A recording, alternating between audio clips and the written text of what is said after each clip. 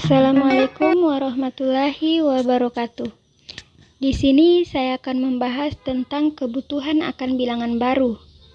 Nah, langsung saja di tingkat sekolah dasar mempelajari yang namanya konsep bilangan yang merepresentasikan benda secara utuh.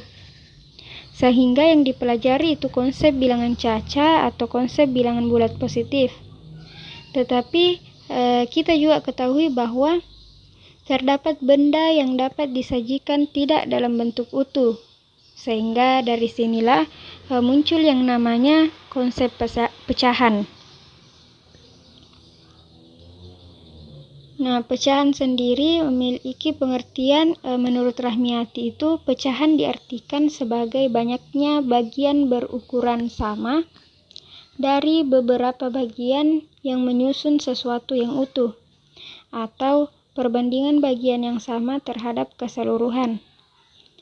Menurut Suyati, yang menyatakan bahwa pecahan terjadi karena suatu benda dibagi menjadi bagian sama besar, yang bagian-bagian itu mempunyai nilai pecah. Misalkan ada sebuah objek, kita bagi menjadi 5 bagian. Untuk yang pertama, pemotongannya itu seperti ini, yaitu cara pemotongannya tidak menggunakan pengukuran, sehingga tidak dapat dihitung besar potongannya. Untuk yang kedua, yaitu seperti ini, cara pemotongannya itu menggunakan pengukuran, sehingga kita dapat hitung besar potongannya. Nah, jika pemotongannya ini menggunakan pengukuran, maka besar potongannya itu tergantung dari berapa banyak potongan atau bagian yang ada. Untuk konsep pecahan, yaitu satu bagian pecahan diperoleh dari bagian kegiatan pembagian dan penggabungan atau operasi ganda.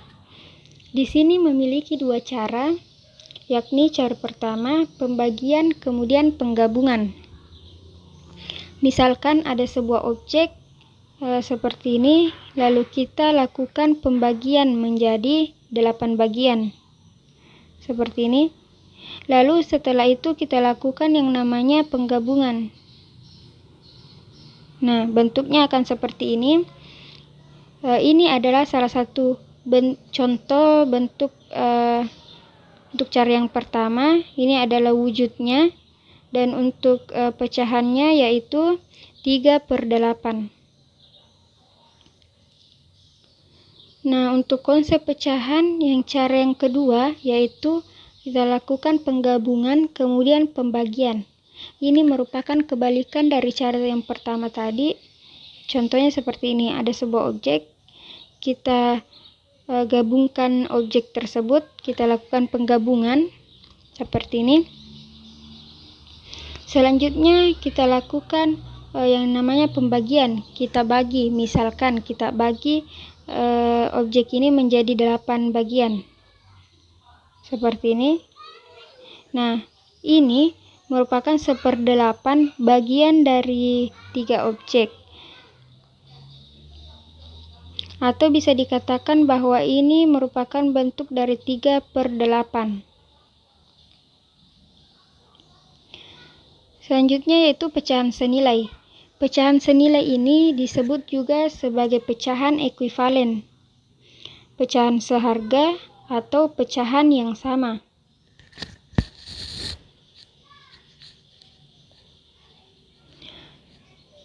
Nah, ini adalah bentuk wujudnya. Dan untuk pecahannya yaitu 2/3, 4/6, 6/9, dan 8/12. Ini merupakan bentuk pecahan yang berbeda tetapi memiliki nilai yang sama. Secara umum, jika A, B, dan K adalah bilangan asli, maka pecahan A/B kongruen dengan KA/KB. Contohnya, 9/12 sama dengan 3 dikali 3 per 4 kali 3 kongruen dengan 3 per 4. Maka dapat diperoleh pula 3 per 4 kongruen dengan 3 kali 2 per 4 kali 2 sama dengan 6 per 8. Nah, pecahan-pecahan ini masuk dalam kelas ekuivalen atau pecahan senilai yang dapat ditulis 3 per 4, 6 per 8, 9 per 12, 18 per 24, dan seterusnya. Nah, inilah kenapa biarpun pecahan ini nilainya, maksudnya bentuknya berbeda, tetapi memiliki nilai yang sama, makanya dikatakan pecahan senilai atau pecahan ekuivalen.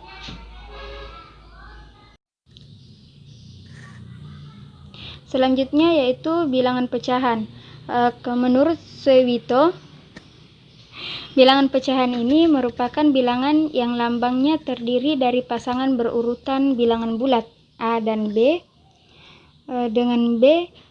dengan ketentuan B tidak sama dengan 0, yang merupakan penyelesaian persamaan Bx sama dengan A, sehingga ditulis A per B.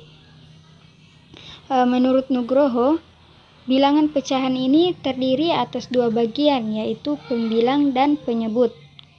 Pembilang di sini adalah bilangan yang berada di bagian atas suatu pecahan, yang menunjukkan berapa besar bagian yang digunakan.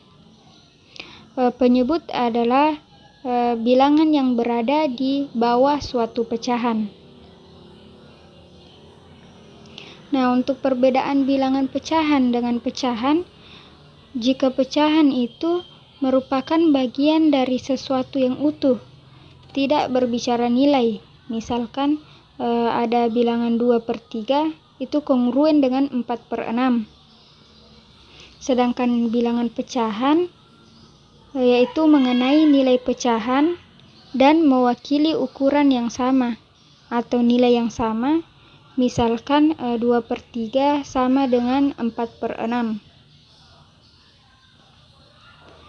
Ya, selanjutnya itu penjumlahan bilangan pecahan. Jika penyebutnya sama, contohnya seperti ini. 2 per 8 ditambah 3 per 8 sama dengan 2 ditambah 3 per 8. Karena penyebutnya ini sudah sama, jadi langsung saja 2 ditambah 3 yaitu 5 per 8. Jadi hasilnya yaitu 5 per 8. Wujudnya itu seperti ini. Bagian 2 per 8 ditambahkan dengan 3 per 8, maka hasilnya yaitu 5 per 8. Nah, jika penyebutnya berbeda, maka bisa dibantu dengan merubah ke dalam himpunan-himpunan ekuivalen atau kita ubah ke dalam bentuk pecahan senilai. Contohnya 2 per 4 ditambah 3 per 9 sama dengan, kita ubah ke dalam bentuk pecahan senilai dulu. 2 kali 9 per 4 kali 9 ditambah 3 kali 4 per 9 kali 4 sama dengan 18 per 36 ditambah 12 per 36. Nah, ini adalah bentuk pecahan ekuivalennya. Nah, ini penyebutnya sudah sama, jadi kita lakukan seperti cara yang pertama tadi atau seperti yang dilakukan penjumlahan bilangan pecahan yang penyebutnya sama. Jadi langsung saja 18 tambah 12 per 36. Hasilnya yaitu 30 per 36.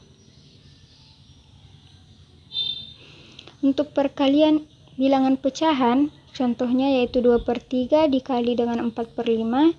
Misalkan ada sebuah objek seperti ini, kita bagi ke dalam 2 per 3 bagian. Selanjutnya 2 per 3 bagian ini kita ambil 4 per 5 bagiannya lagi. Nah, biasanya dalam bilangan asli, kalau kita menghitung 2 dikali 4, berarti kita langsung menentukan banyaknya anggota himpunan hasil. Tapi dalam pecahan untuk menghitung 2/3 dikali 4/5 dapat diartikan yaitu menentukan berapa bagian pecahan dari objek yang merupakan objek hasil.